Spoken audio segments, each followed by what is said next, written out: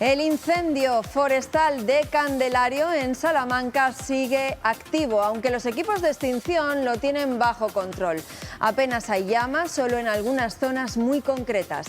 El fuego ha afectado a matorral, no a superficie arbolada, y se confirma que se originó por una quema controlada de la maleza que se estaba realizando precisamente para proteger el pinar.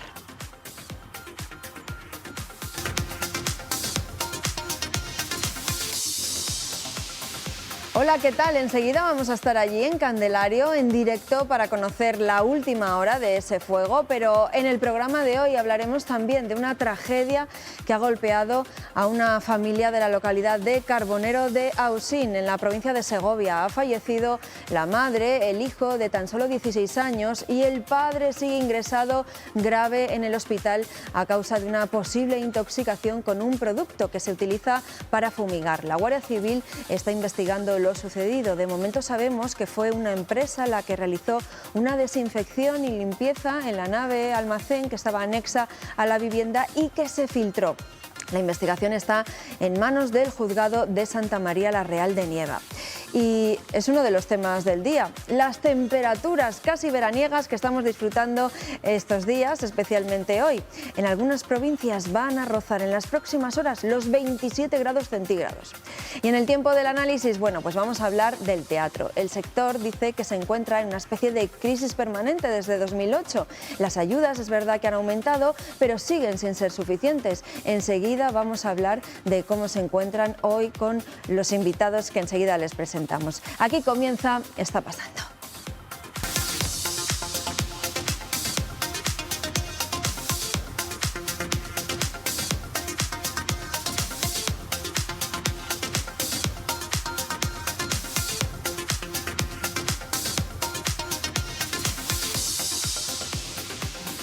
Pues vamos a comenzar por esa tragedia familiar que ha ocurrido en un pueblo de Segovia, en Carbonero. Allí ha muerto una madre, un hijo y el padre está ingresado grave en el hospital, Eduardo. Y seguimos hoy, miércoles, Pilar, muy pendientes a esa presunta intoxicación de una familia, como decía Pilar, en Carbonero de Ausín, en Segovia.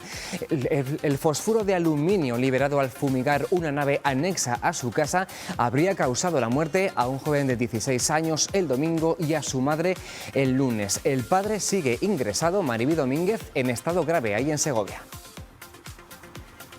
En este hospital de Segovia continúa ingresado el padre de la familia en estado grave, mientras que ya se conocen algunos detalles de lo que pudo pasar y ocasionó la muerte de la madre y del hijo pequeño de la familia de tan solo 16 años. El fosfuro de aluminio puede estar en el origen de la intoxicación.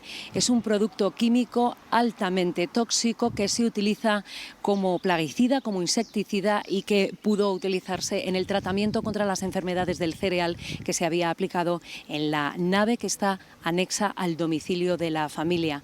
Un tratamiento que había ocasionado que no se pudiera entrar en esa nave entre los días 20 y 28 de este mes.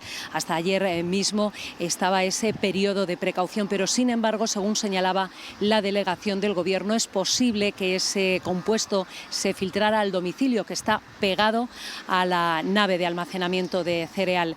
En el día de ayer, agentes de la Guardia Civil especializados en riesgo biológico, químico y nuclear estuvieron recogiendo muestras tanto en la nave como en el domicilio, incluso utilizando un robot.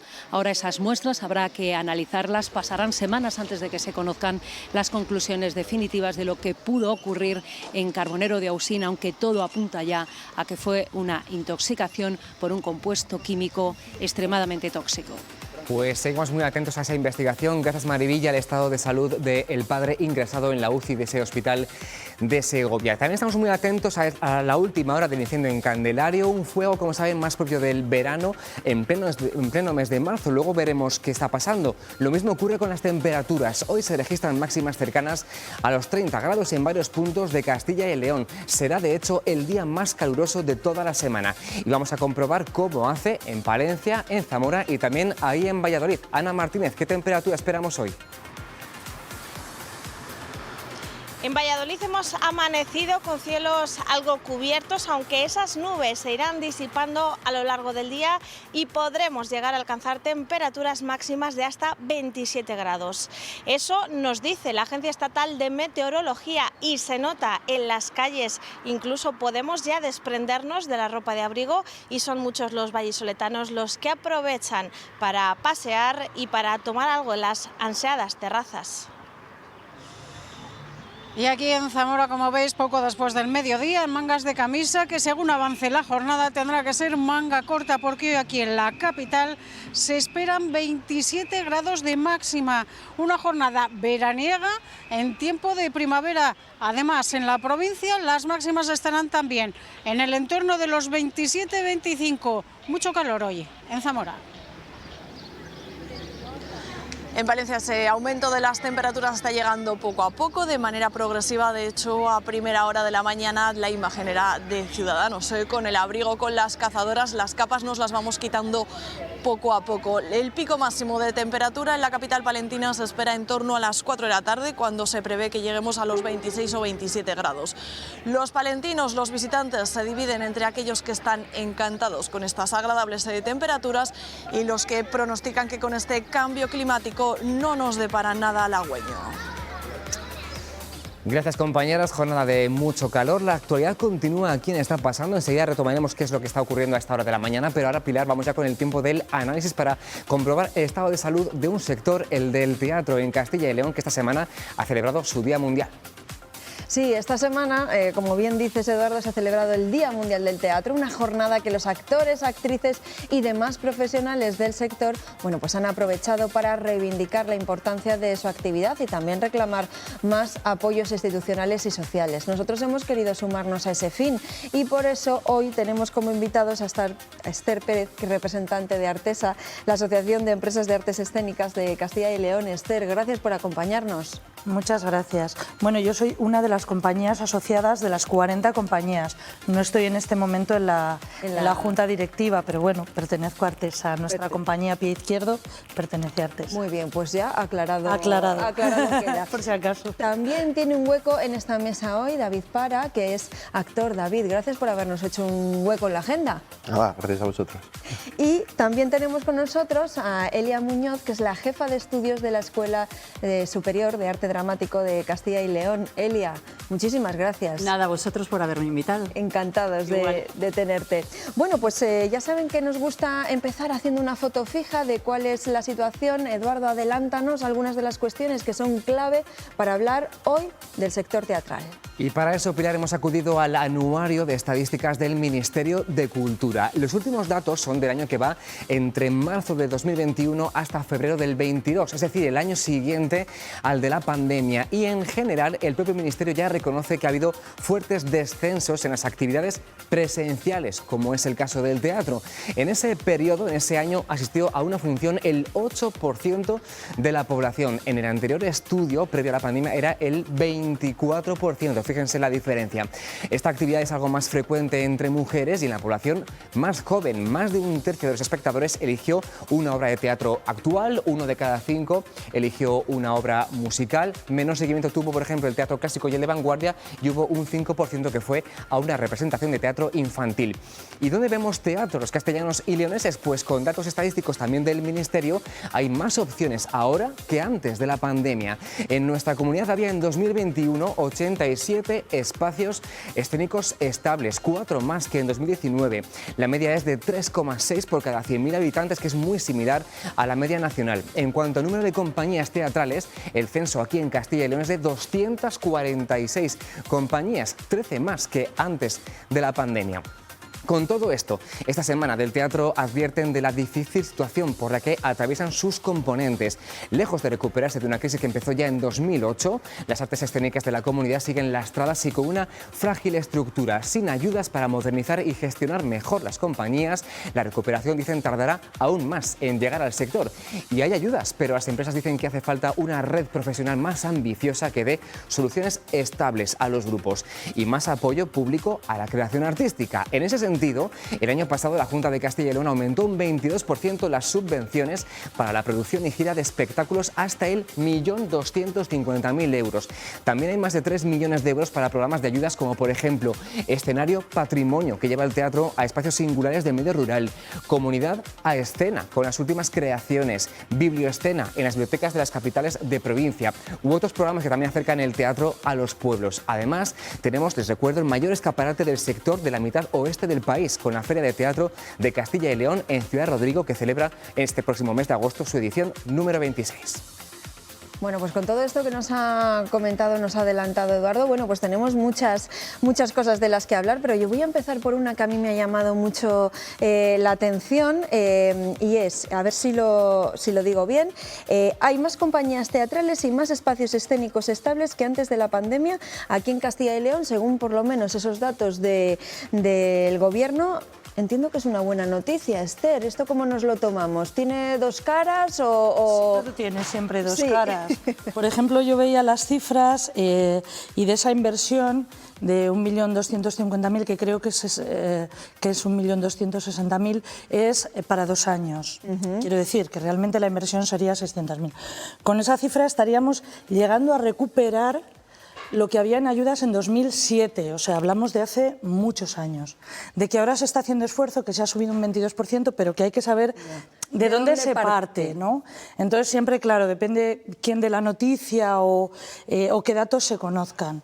Entonces, sí, hay más compañías. ¿Por qué? Porque los héroes que deciden quedarse en Castilla y León al salir de la escuela, que son pocos, por ejemplo, cuando debería ser lo natural, ahora comentará Elia, para mí el primer contacto natural de un actor que se ha formado aquí con una inversión de Castilla y León sería un contacto con las compañías de su territorio, pienso yo. Pero no estamos siendo capaces como comunidad bueno, pues de que eso se pueda hacer, de que se gestione, de que haya para dar trabajo. Es como cuando se invierte en formar muchos médicos y se van fuera, pero aquí hay déficit de médicos, pero sin embargo no se les da trabajo. Entonces sería un poco esa la historia. ¿Es una buena noticia? ¿Por qué? Porque tanta gente como yo formas tu compañía porque otras compañías no tienen capacidad para darte un trabajo estable. Entonces, casi acabamos siendo autónomos muchos de nosotros. Claro, que se va atomizando también Eso el sector, ¿no? Que esto puede ser. David, Claro, sentías a lo que decías. Claro, Esther. somos más compañías porque las compañías que lleváis más tiempo, que llevan más tiempo, no pueden darnos trabajo. Sí, hay mucha subvención que llega a donde llega, y el caso es que no se hacen producciones donde cuenten con actores, entonces te tienes que buscar la vida. Y encima estas subvenciones no te llegan, porque no eres una compañía con un recorrido. Eres una persona que se está buscando la vida al final. Llámate como quieras, pero te estás buscando la vida. Entonces te llama la atención cuando ves, se ha incrementado las subvenciones. ¿A dónde van? Somos más compañías, se supone que hay más dinero. No hay producciones grandes donde a mí me llamen como actor, a mí ni a nadie. Entonces, ¿dónde está ese dinero? ¿A qué se está dedicando?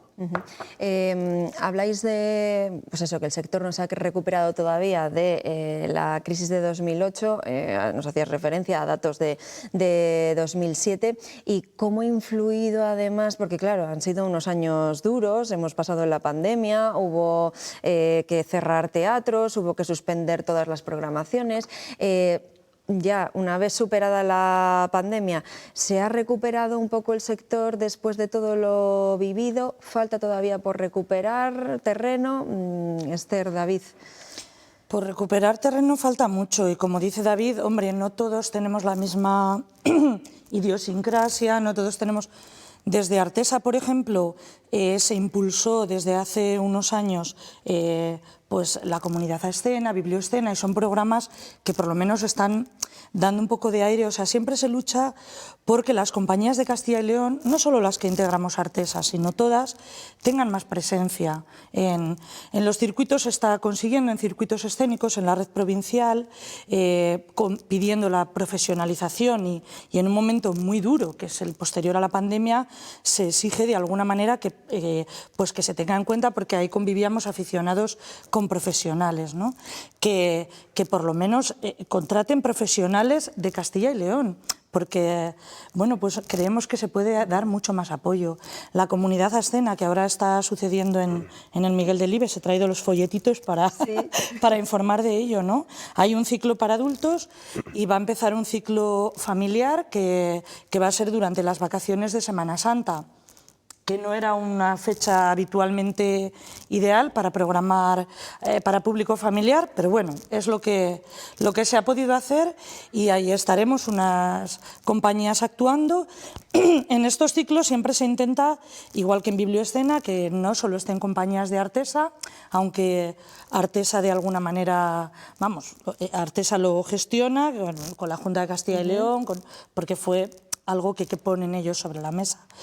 Pero todavía falta, sí, falta mucho, es lo que está diciendo David.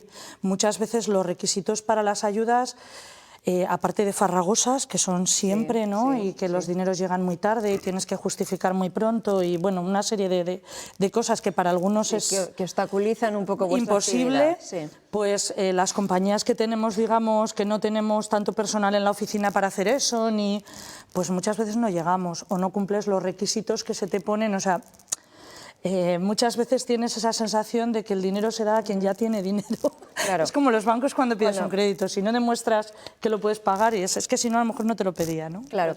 Le voy a preguntar a Elia un poco cómo se ve todo esto, claro, desde una escuela, porque me imagino que cuando llegan los nuevos alumnos, yo no sé si ya vienen con la lección aprendida o eso, que su vocación es lo primero. Ahora te voy a preguntar, Elia, pero me voy a tener que marchar un momentito, porque ya saben que bueno, pues la actualidad manda, y ahora que estamos hablando también del mundo teatral, esta noche Televisión Castilla y León, relacionado pues con el mundo artístico, estrena, proyecta 2 documentales que están relacionados además con el mundo rural. Luego les preguntaremos también cómo se vive el mundo del teatro en el ámbito rural, si mejor o menor que en las ciudades. Bueno, a lo que voy, que me estoy enrollando, que esta noche podemos ver 2 documentales.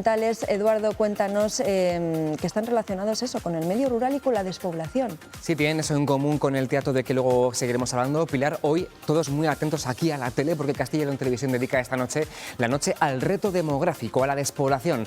Ni vacía ni vaciada es el título bajo el que las 7 emite a partir de las 10:30 los documentales que abordan, 2 documentales que abordan este problema. Uno de ellos es Huellas en la Tierra, una serie que recoge historias inspiradoras sobre las oportunidades del medio rural y que han realizado los periodistas Marta Fernández y Pablo Maduruelo. Estamos con ellos en directo. Muy buenos días.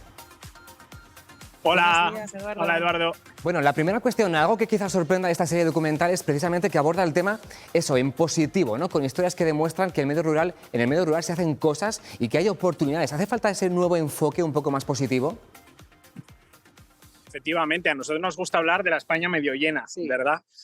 Nos gusta contar historias inspiradoras de gente, que la hay mucha en Castilla y León, que tiene muchísimos proyectos que además están muy vinculados a un estilo de vida más sostenible, innovador, con proyectos pues que abarcan las 9 provincias y que son los testimonios de nuestros amigos, de nuestros vecinos, de la gente que nos rodea, ¿verdad? Sí, es que además nos gusta decir que es la España medio llena y llena de gente que vale la pena y de gente con mucha imaginación, con mucha inventiva y que están haciendo cosas por sus vecinos y por demostrar que esta es una España realmente interesante. Se trata de una serie documental, son 5 capítulos que veremos esta noche aquí en la tele del Tirón, rodados en Castilla y León. No sé si hay alguna historia que os haya sorprendido especialmente. ¿Qué habéis aprendido fruto de este rodaje?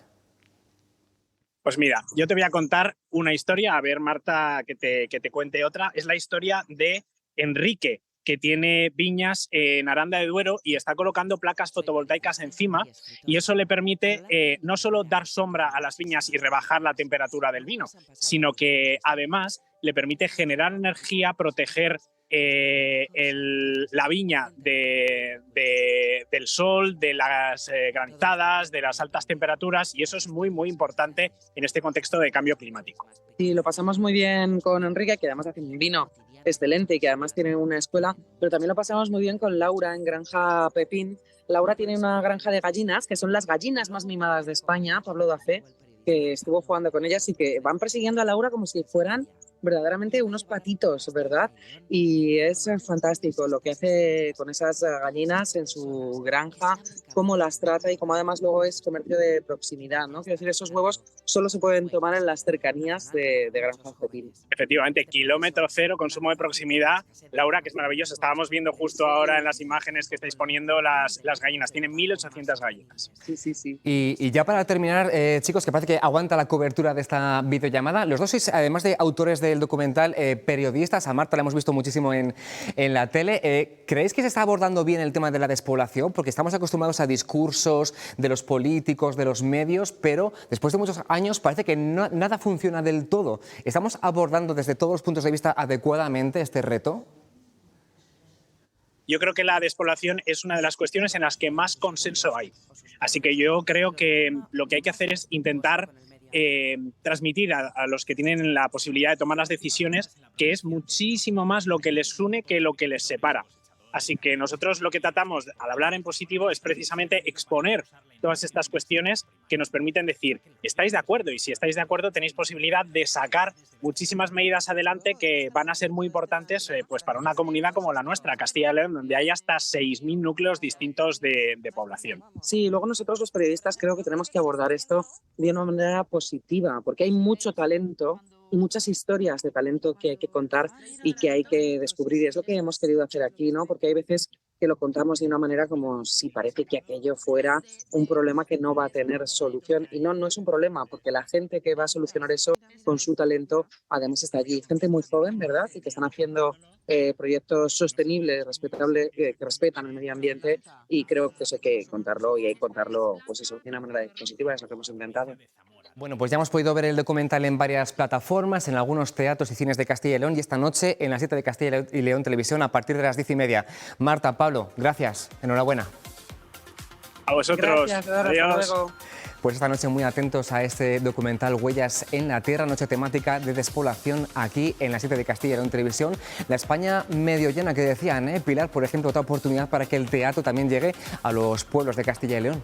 Desde luego, una oportunidad estupenda y de eso vamos a hablar antes de esta pausa en la tertulia que estamos manteniendo por el Día del Teatro que se ha celebrado esta semana. Estábamos hablando de las reivindicaciones del sector y claro, yo le iba a preguntar a Elia, claro, desde la escuela, ¿cómo se ve la situación en la que vive el teatro, en esa especie de un poco crisis permanente por todo lo que sucede, ¿no? Primero, pues eso, crisis económica, luego la pandemia, un poco cómo se vive, ¿no? Cómo se anima a los futuros profesionales del teatro a seguir apostando por esta actividad. Bueno, ¿sabes lo que pasa?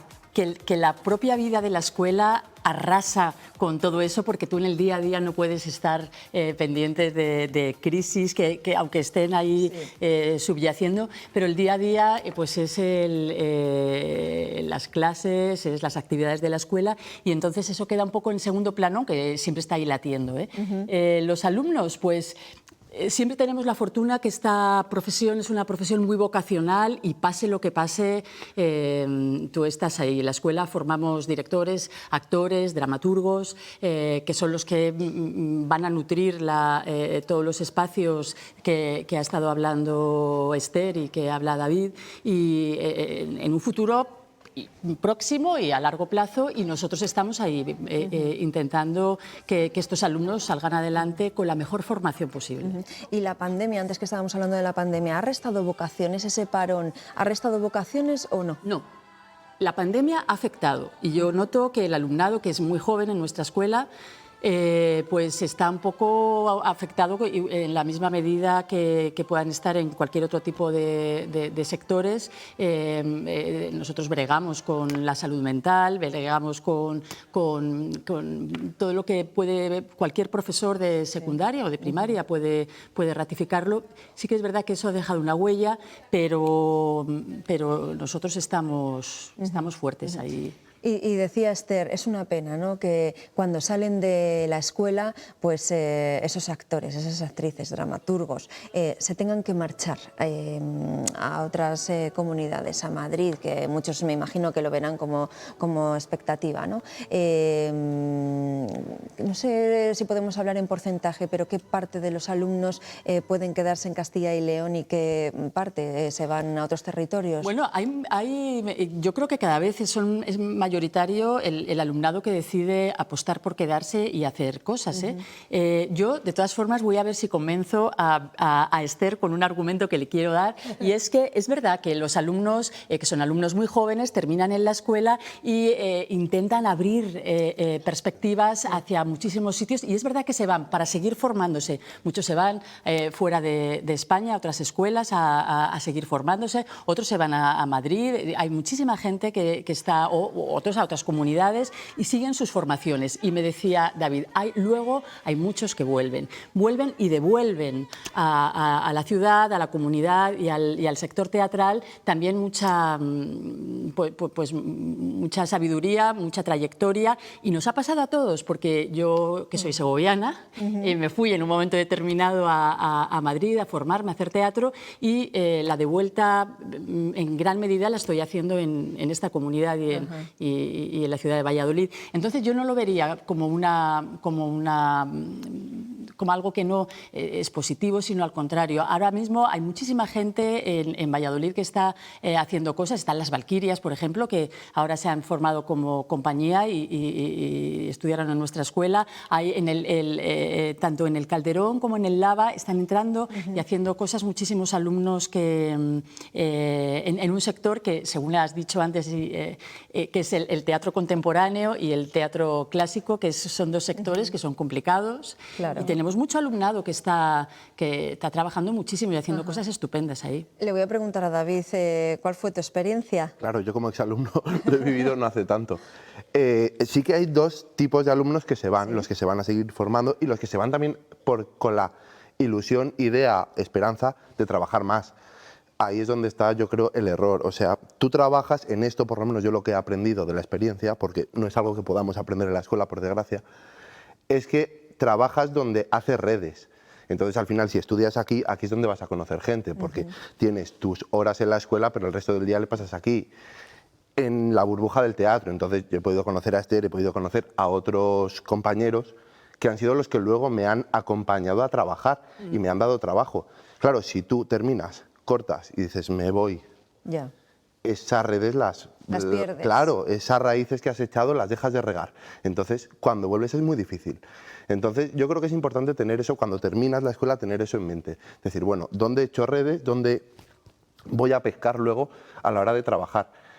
Porque, claro, al final muchos acaban volviendo, porque los que nos hemos quedado aquí sí que hemos seguido alimentando eso. Entonces, era lo que hablábamos antes. Muchos ahora, después de 6, 7 años, van volviendo. Claro. Pero las realidades son muy diversas, David, y entonces hay alumnos que de repente aterrizan se van a Madrid por abrir, porque también son jóvenes, abren expectativas, quieren de repente... triunfar. No, bueno, no solamente triunfar, sino abrirse a otros campos. Sí, Estés. No, pero sí, que no me ha convencida. Quiero decir que yo lo entiendo, pero digamos que yo hablaba como compañía, como empresa que pertenece a una asociación sectorial de empresas, realmente está muy bien las experiencias del Lava, del Calderón, pero si les preguntamos a esta gente que está en eso o después, de eso no vives. Quiero decir, son experiencias puntuales, apoyos, pero debe haber una inversión, un reconocimiento, un ponerse a ello para que pudiéramos vivir aquí, no estar siempre en precario, que es la realidad de un porcentaje altísimo de empresas y de trabajadores y de actores, y que muchos estamos haciendo miles de cosas, dando clase, dirigiendo, escribiendo, actuando, que a ver, a mí me encanta todo lo que hago, pero me gustaría hacerlo de una manera más relajada, mejor pagada a tiempo, sin estar cada día 30 pensando qué me habrán pagado de todo lo trabajado en el trimestre, y esa es una realidad que estará también en otras comunidades y en otros lugares.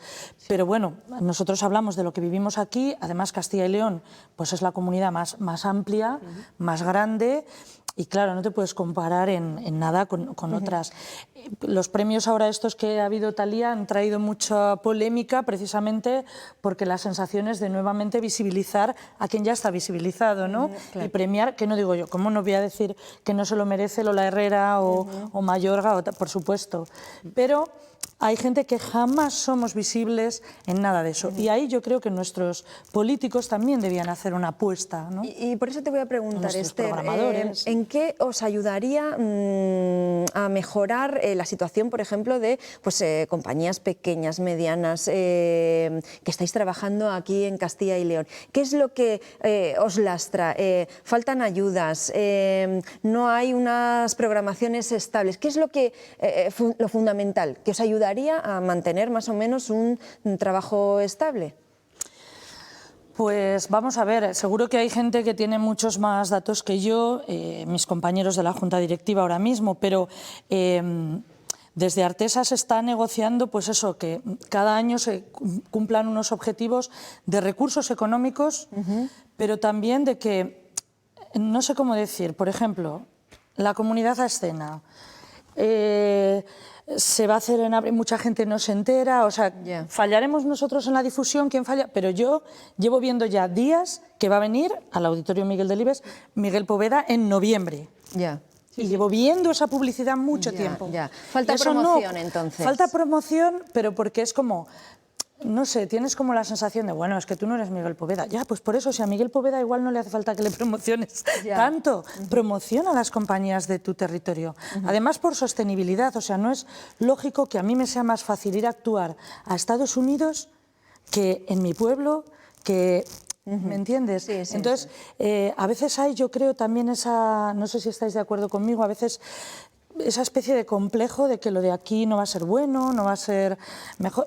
Y de alguna manera se traslada a que, digamos, las políticas en otros lugares potencian mucho más lo suyo. Claro, es que yo creo que ahí es donde está el quid de la cuestión, la clave. Yo creo que hay algo sistémico en cómo está enfocado las artes escénicas a nivel nacional que, claro, luego se refleja en todas las comunidades, se refleja en las ciudades, se refleja en todos los sitios. Tenemos que tener en cuenta que lo que de verdad necesitamos es apoyo a las artes escénicas, pero desde muchos ámbitos, desde el ámbito político, desde el educativo, desde muchos lugares. Necesitamos que desde el público, necesitamos que la gente vaya al teatro, necesitamos que sea fácil ir al teatro, que el teatro esté en los colegios y que desde los gobiernos, desde los políticos, se vea el teatro como se ve en otros países, como parte de la cultura, de la identidad de este país y crear riqueza a través del teatro. Por ejemplo, no sé, en el Reino Unido lo que ocupa el teatro dentro de la riqueza del país es enorme, con lo cual lo cuidan, porque es riqueza. Nosotros no lo cuidamos tanto, entonces vivimos en precario, el teatro vive en precario, los actores y la gente de las artes escénicas llevamos, siglos viviendo en precario. En la pandemia, y perdona David que no te dejo hablar, en la pandemia se ha visto que mucha gente cuando no podía salir de casa se agarraba a lo cultural. Lo cultural, como dice ella, es sanador, es necesario, es identitario, es terapéutico, en fin, pero se nos ha olvidado. Todo lo artístico. Entonces, se ha visto que ahí en ese momento también mucha gente de forma altruista ha estado poniendo sus espectáculos en streaming, haciendo cosas en directo. Pues, hombre, hubiera sido bueno, al público yo le pido que se acuerde de aquello y vayan. Y vayan. Claro, yo no sé ahora, tal y como está el tema de la economía, la inflación, ¿estáis notando que la gente siga llenando los teatros o no? ¿Se nota que cuesta? A ver, costar, yo creo que yo a nivel de actor ver el público, yo lo veo igual. Sí. El que le cuesta ir no le cuesta ir por el precio de la entrada, le cuesta ir pues porque no tiene la costumbre o porque se vende una imagen que no es o porque las experiencias cuando la gente va al teatro no son buenas. Hablas con gente que no hay, lleva sin ir al teatro desde los 10 años, es que una vez fui con el colegio y vaya coñazo. Claro, ¿cómo vas a volver? Claro. Te tiraste allí 2 horas sufriendo, claro. ¿Responsabilidad de quién? Bueno, pues lo hablábamos antes, de los programadores. Responsabilidad nuestra, puede en parte, pero al final es lo que recuerden eso, a qué se han agarrado cuando han necesitado evadirse, cuando han necesitado del teatro y de la cultura. Que lo que decía Eli, a lo mejor es que falta también mucha educación en el teatro, ¿no? No sé, en los colegios. Falta educación en la cultura en general, en este país. Con cualquier artista que tú puedas hablar, la queja sigue siendo la misma, que hace falta educación, que hace falta apoyo institucional, porque si no, no hacemos absolutamente nada. Yo quería agradecer, Esther, a la directiva de Artesa, transmíteselo de mi parte, pero lo digo públicamente, la ayuda que nos han ofrecido también este año en una colaboración que estamos haciendo, y un alumno egresado de nuestra escuela ha podido participar en la Comunidad a Escena, que es el ciclo que hay en el Miguel Delibes, y ya este año ya lo hemos fijado. Entonces estamos muy agradecidos, porque también uno de los intereses de la escuela es que los alumnos egresados formen parte del tejido de la comunidad y de esta ciudad, y ellos nos lo han... Pues vamos a quedarnos con esos, ¿no? Esas 3 patas, que podría ser pues el respaldo del público, más ayuda institucional y más formación. ¿Alguna más que queramos reivindicar? Yo reivindico la sensibilidad en el arte en general. Yo creo que si hay algo que, lo decía antes Esther, que hemos demandado cuando estábamos en nuestros peores momentos, ha sido la cultura, la música, el teatro, el cine, las series de televisión, visitas virtuales a museos, que es lo que nos han sostenido, ¿no? Sí, pues entonces, si eso es lo que más necesita el ser humano cuando está en sus peores momentos, ayudémoslo a que crezca y a que florezca. Eso es. Yo sí que hay una cosa que no quiero dejar de señalar, y es que aquí en esto somos muchos, y aunque todos al final estamos más o menos al mismo nivel, porque al final los 3 somos actores, los 3 damos clase y los 3 intentamos sacar nuestros proyectos y hacemos lo mismo a diferentes niveles, somos muchos a diferentes niveles. Y los de más abajo, al final, los que somos los actores rasos, sí que tenemos muchos problemas a la hora de acceder a todo esto que aparece por encima. La Comunidad a Escena, Escena Patrimonio, todo esto, al final nos llega el chorreillo de ¡ay, que me lo han dicho por WhatsApp! No hay una información, no hay una estructura. Parece perversamente, da la sensación de que perversamente bien pensado, o sea, para que no llegue. Te da esa sensación, lo acabas pensando al final, año tras año, ves que todo va al mismo sitio. Entonces, eso sí que me gustaría señalarlo, porque es algo que creo que es lo que aplasta. Claro, pues ahí queda también David. Pues Esther, David y Elia, muchísimas gracias por habernos acercado un poco a cuál es la situación del sector, que a veces también es un poco conocida, claro, para el público, así que muchísimas gracias, y espero que, bueno, pues a través de la difusión, a través de vuestras reivindicaciones, pues podamos ir ayudando en lo que nosotros buenamente podamos. Que la gente vaya al teatro, con eso nos quedamos. Vamos a hacer una pausa para la publicidad y enseguida volvemos. Seguimos aquí en Está Pasando. Hasta ahora.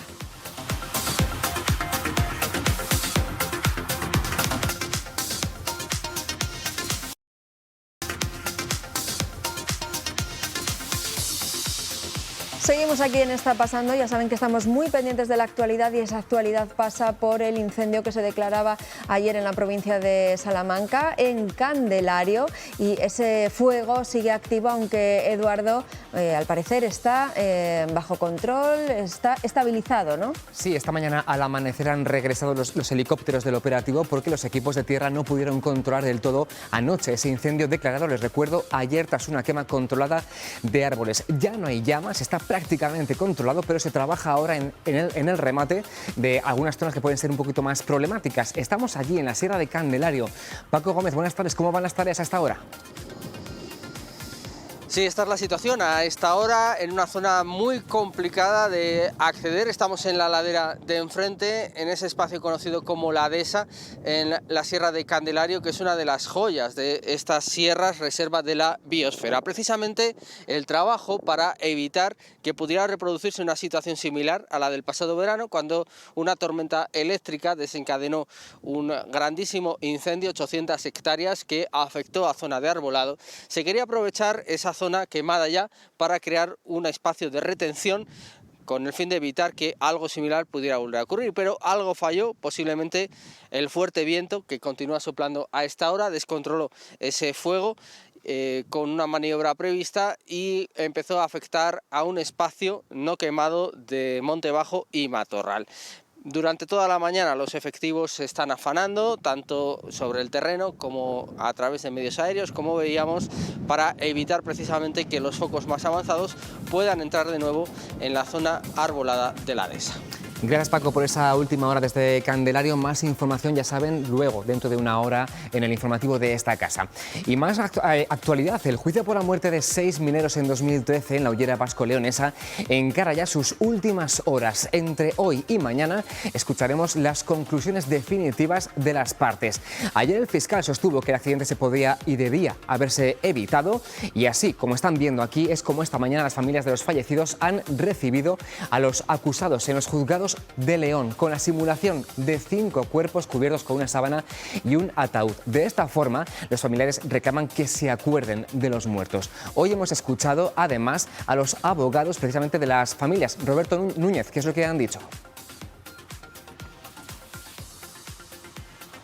Buenos días. Las acusaciones están presentando sus conclusiones en esta recta final del juicio por el accidente de la Hoguera de 2013. Los acusados ya tienen que volver a acudir a las sesiones y los familiares les han recibido con una imagen cargada de simbolismo y de crudeza, con 5 cuerpos tapados con sábanas y con un ataúd en recuerdo de los 6 mineros fallecidos. Con ello quieren pedir justicia una vez más por esas muertes. Dentro, en la sala, mientras tanto, como decimos, las acusaciones siguen con unas conclusiones en las que insisten en decir que la empresa no cumplió con las medidas de seguridad, que el accidente podía haberse evitado, que hubo señales que se ignoraron. En la misma línea se expresaba ayer el fiscal, que en cambio retiraba las acusaciones, pedía la absolución para los 5 vigilantes. Considera que ellos no influyeron en lo que ocurrió, cumplieron con sus responsabilidades.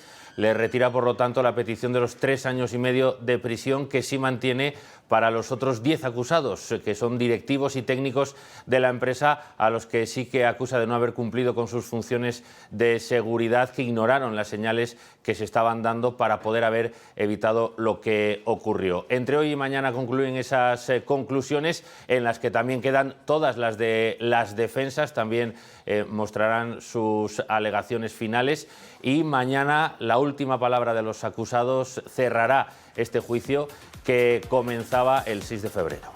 Pues muy atentos también a esas conclusiones. Gracias, Roberto. Iremos informando estos días en estos últimos compases de este esperadísimo juicio. Y la economía sigue marcando también la actualidad. Mañana sale el dato avanzado del IPC del mes de marzo, pero hoy hemos sabido que el crecimiento económico de Castilla y León ya ha superado el previo a la pandemia y que el año que viene creceremos por encima de la media nacional. Es al menos parte de las previsiones que ha hecho hoy BBVA. Miguel Cardoso es economista jefe para España de BBVA Research. Miguel, buenos días. ¿Qué tal? Muy buenos días. Bueno, en su informe que han presentado hace una horita más o menos, destacan que Castilla y León sería de las pocas comunidades autónomas de España que ha recuperado lo perdido estos años. ¿A qué se debe esta recuperación? Principalmente a que el peso del sector servicios no ha sido tan importante o no es tan importante como en otras comunidades autónomas. Ahí es donde se dio la mayor contracción durante 2020. Después hemos tenido una recuperación que se ha visto favorecida principalmente en algunas partes de la industria, donde no ha habido problemas relacionados con los famosos cuellos de botella, con esas esperas o falta de suministros de bienes intermedios, y que han sacado la cara en un entorno donde el sector automotriz no ha podido contribuir de manera positiva. Miguel, estamos a punto de cerrar ya el primer trimestre de 2023. ¿Qué nos espera el resto del año? Porque en su informe dicen que la desaceleración será corta y que habrá movimiento con los fondos de recuperación, los fondos Next Generation. Efectivamente, esperamos que la economía vaya tomando ritmo durante los próximos trimestres, sobre todo después del golpe que ha sido el incremento en el coste de producción, del precio de la electricidad, del combustible, el aumento de la inflación. Creemos que, bueno, sobre todo en un entorno donde el sector automotriz ahora sí pueda ir contribuyendo cada vez más favorablemente por este desconfinamiento que vemos en China, la llegada más pronta de semiconductores, de bienes intermedios. Creemos que la industria se va a ver favorecida por esta combinación de menos coste energético, de más provisión de insumos. Y luego, por otro lado, como decía, la aceleración en la ejecución de los fondos en NGEU creemos que está en marcha. La licitación de obra pública en Castilla y León fue en 2022 un 150% superior a la de 2019, con lo cual existe evidencia de que la ejecución y adjudicación de los fondos se está produciendo, y esto debería de sostener la inversión pública y la privada durante los próximos meses. Y ya por último y de forma breve, Miguel, en términos de empleo, que eso lo entendemos todos, que calculan que de confirmarse esas previsiones podrían crearse casi 18.000 puestos aquí en Castilla y León, pero también hablan de que falta dinamismo en el mercado laboral de la comunidad. ¿A qué se refieren y cómo puede repercutir eso en el empleo? Bueno, nos referimos a que en estos momentos estamos viendo un incremento importante de las vacantes sin cubrir, y esa falta de capital humano puede poner en peligro esa creación de empleo, y por lo tanto, bueno, lo que tenemos que hacer aquí es tratar de invertir más en la formación de esos trabajadores que están desempleados y tratar de incentivar su contratación. Pues Miguel Cardoso, economista jefe para España de BBVA Research, gracias por acompañarnos y explicarnos un poquito ese informe de previsiones. Gracias. Muchas gracias. Un saludo. Bueno, y atentos porque una veintena de estudiantes estadounidenses y dos de sus profesoras están estos días de intercambio en Soria. Llegaron el pasado sábado y conocerán nuestro sistema educativo y también el patrimonio de la ciudad. Son de una ciudad cercana a Chicago y en septiembre los alumnos del colegio Nuestra Señora del Pilar de Soria devolverán la visita. Lucía Navas, buenas tardes. Sí, son casi 6.800 kilómetros los que separan Soria y West Chicago, pero estas dos ciudades están muy cerca, lejos de lo que podría parecer gracias al programa de intercambio escolar que se desarrolla en el colegio Nuestra Señora del Pilar. Silvia, me imagino que esta vuelta al intercambio después de la pandemia la habréis pillado con muchas ganas. Sí, la verdad es que a los chicos les hacía mucha ilusión. Después de tanto tiempo sin poder salir, retomar el intercambio ha sido algo que realmente les ha motivado a continuar, seguir con el inglés. Además, les ha hecho muchísima ilusión recibir a los alumnos americanos en su casa y llevar unos días que están siendo muy interesantes para todos ellos. Esto me imagino que además de aprender inglés y de contenidos propiamente escolares, es un intercambio de experiencia, ¿no? Algo que se van a llevar ya para toda la vida. Así es, estos días los alumnos han ido hablando de distintos temas con los compañeros americanos y se han dado cuenta de todas las similitudes, también todas las diferencias culturales que hay entre ellos. Hace unas horas nos acaban de hacer los alumnos americanos una presentación, nos han enseñado Chicago, cómo es su colegio, cómo viven su día a día, y ha habido muchos comentarios entre los alumnos españoles viendo un montón de curiosidades que nos esperaban. Y Emilia, como profesora del centro de West Chicago, ¿qué te dicen los alumnos? ¿Están contentos con esta experiencia? Sí, están muy contentos y están haciendo conexiones muy bonitas con los hermanos, como se llaman, y la cultura que pueden aprovechar aquí es muy bonito y es muy diferente que en los Estados Unidos, pero han tenido experiencias que van a recordar para siempre. ¿Los institutos son muy distintos, las clases de unas a otras? Sí, son muy distintos. En los Estados Unidos tenemos las mismas clases cada día y también las clases son muy grandes, como 25 a 30 estudiantes. Y para estar aquí, tener clases más pequeñas y estar todos juntos todo el día es una experiencia muy diferente, pero los estudiantes han aprobado mucho y han mejorado mucho su español y sí, creo que están muy contentos aquí. Pues si os parece, me voy a quedar con dos de las protagonistas de esta experiencia, con Bela y con Lucía. Chicas, ¿qué tal? ¿Cómo estáis? Muy bien. Hola, muy bien, me encanta. Bela, tú vienes desde Chicago, ¿cómo estás viviendo esta experiencia? ¿Estás contenta? Ay, sí, la experiencia que tenía aquí es muy bonita y me encantan las personas aquí, son muy simpáticos y bienvenidos y me encanta la cultura. ¿Y la ciudad de Soria, has podido ver algo? Sí, me encanta la arquitectura, son muy bonita y porque en los Estados Unidos los edificios son muy feos y me gustan los colores y los diseños de los edificios aquí. Lucía, vosotros los alumnos habéis sido los encargados de diseñar la ruta, ¿no?, que van a hacer un poquito por la ciudad. ¿Nos puedes contar algo de lo que vais a ver? Pues, por ejemplo, mi compañera Raquel y yo vamos a enseñarles la casa de la calle Edificios, que es una casa modernista y tiene más historia de la que se cree que parece.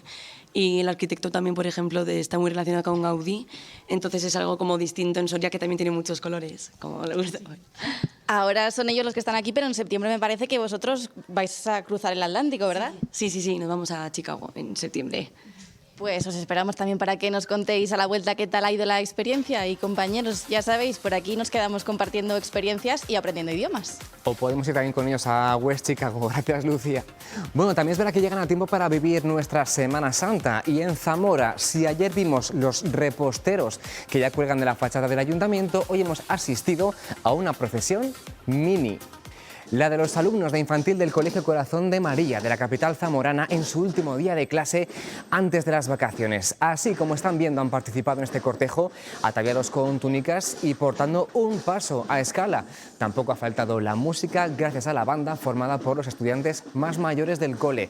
Otro anticipo más de una Semana Santa que prácticamente ya está aquí.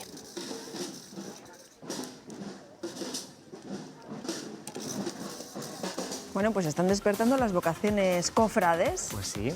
Muy bien. Nunca es pronto, nunca es tarde, mejor dicho. Eso es, nunca es tarde. En Zamora, que tarde o temprano les va a tocar vivirla. Muy bien. Pues nada, hasta aquí ha llegado nuestro programa, pero recuerden que mañana volveremos a estar otra vez a partir de las 12:30, pues con más temas interesantes y con la actualidad de Castilla y León. No hay cole, pero ahí está pasando y toda la actualidad del claro día. Que todavía no nos vamos de vacaciones, ¿eh? Jueves y viernes estamos aquí. Eso, que mañana tenemos una cita. Que disfruten del día. Hasta mañana. Adiós.